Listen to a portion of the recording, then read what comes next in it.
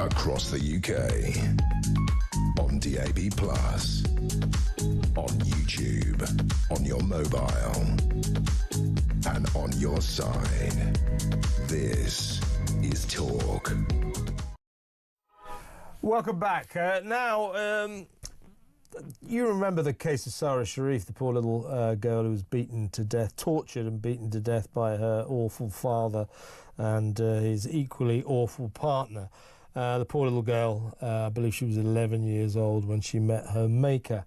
Now, the point is that the family court, in a series of hearings, made pretty bad decisions about this kid, and one of which was to give custody of Sarah Sharif to her father. His name was Irfan Sharif, and her stepmother, Bainash Batul. They're both serving life now, quite rightly.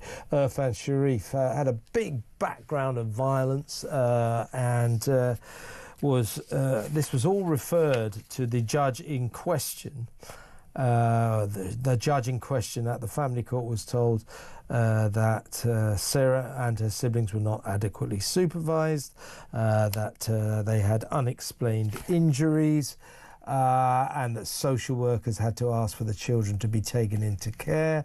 They said concerns about the family dating back to 2010, even before Sarah was born, have been a matter of record.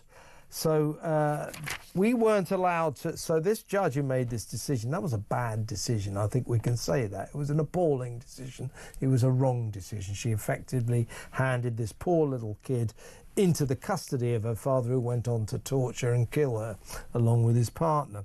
Now, we weren't allowed to know the name of this judge, nor were we allowed to know the name of two other family court judges who had made not quite such catastrophic decisions, but poor decisions in the history of this poor little kid, because a judge called Mr. Justice Williams didn't want them to be named in case they got a bad time from the virtual lynch mob, and he said that you couldn't really trust the media, the newspapers, to report this correctly. That was an abysmal decision. Several media outlets, including the Daily Mail and the BBC, to prove that organisations from all sides of the fence were equally outraged. This is a question of transparency. The public has a right to know. Justice must be seen to be done, not only be done.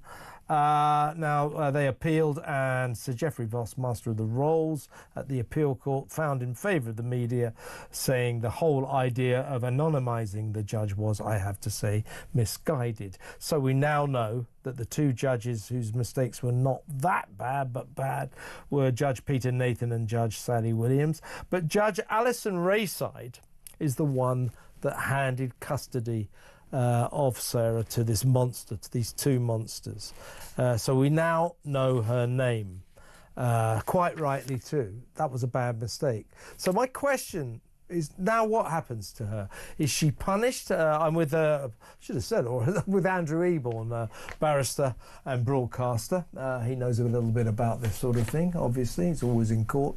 What happens, Andrew? Does she get punished? Does she get reprimanded? Does she get sacked? What happens to Alison Rayside for this abysmal decision? Yeah, I'll tell you what happens. And you're absolutely right. It's absolutely appalling. The whole system failed Sara, and the dreadful circumstances and the evidence which has now come out about the appalling conditions, the abuse that she suffered. And also, as you rightly say, the three judges have now been named. Also, the rules have now changed about family courts, that we can report on what happens in the family courts, but you basically do that anonymously, so you don't mention the families. Yeah.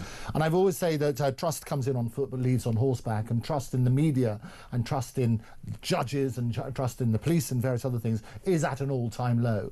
One of the ways they were going to restore this trust is to have transparency, and as you rightly say, justice not just to be done but seen to be done, so people can try to understand why judges make what seem to be appalling decisions. And that's why they started doing things like sentencing remarks and so on and so forth. In this particular case, as the circumstances have have unfurled. Judge Alison Ray said she sat on the earliest hearings involving Sara, the last one and the most hearings in between. Basically, the court said that they were involved with the family before she was even born, because the family, there were various reports and concerns about that.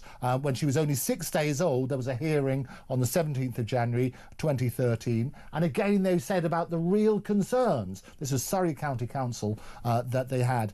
What happens in these hearings, we've only been, part of the media just picked up on what Surrey County Council said. They also had various experts who come in on the other side to say actually her best place would have been with the family. So what we need to look at is who else was responsible on those sort of basis.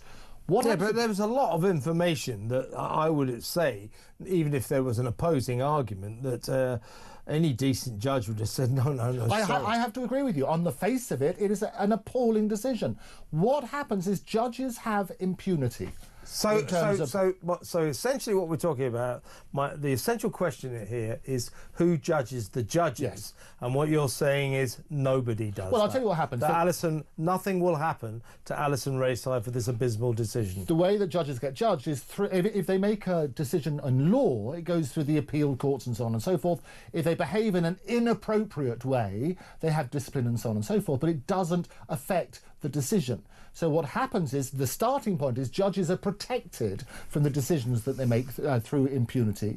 And the argument for that is they're supposed to be independent and not worried about having writs sent to them for defamation. I don't think they should be sued, but they should be worried about being reprimanded, being punished, being sacked. Oh, yeah. They should, like the rest of us have to be. You know, if I make an appalling mistake at work, you know, I'll probably get the tin tack. Why are these people immune from that? I agree, absolutely. And what we need to look at is all of those circumstances, and this particular judge basically should be held to account, and there should be a process where we restore trust. And I've been advocating for a long time about making sure we restore trust in the judiciary as a result of it. And these sort of cases and this sort of evidence coming out, these appalling circumstances, just go to erode that trust even further. But you're right, the general position at the moment is that judges have impunity. And what happens is, but the humiliation, let me put this into context. Basically, if they make a decision, you have a right to appeal, and it's humiliating for the judges to have an appeal going against them. But in terms of personal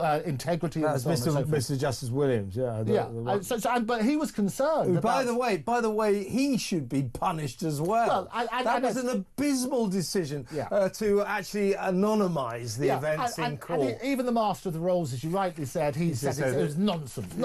You have to have transparency. We've been campaigning for this all along. But the reality is exactly that. So what's going to happen is we need to look. There are further questions to be asked. Why did the professionals recommend to the judge that she could be looked after still by her parents? And they don't get immunity. What happens is they have what's called a duty of care, and it's a tort. And what that means effectively is that if you breach that duty of care, then a right of action can ensue. And I think my personal view is that we absolutely need to look at this case, and it's tried to say never let it happen again, because that's said too often. It is a disgusting case, and it's only right and proper that this is unpacked in a full way. Just generally speaking, I would suggest that this story illustrates that we're too reverential to judges, and if judges feared for their jobs like the rest of us do, they might be a little more cautious about making this kind of decision. Well, I think to be fair, Kevin, I think the two things is, firstly, the judges themselves, 3 judges, didn't ask for anonymity. That was a mistake. Two of them did. Alison didn't, and she didn't. To be fair, she didn't. So she's the main one at the centre of this. She made most of the decisions. She didn't ask for anonymity. So the reality is that if she's held for account, absolutely, you then had to say, well, what evidence was presented to her on that basis? Absolutely. Well, there you go. Who judges the judges? Let me know what you think. 0344 499 1000. Thank you to Andrew Eborn.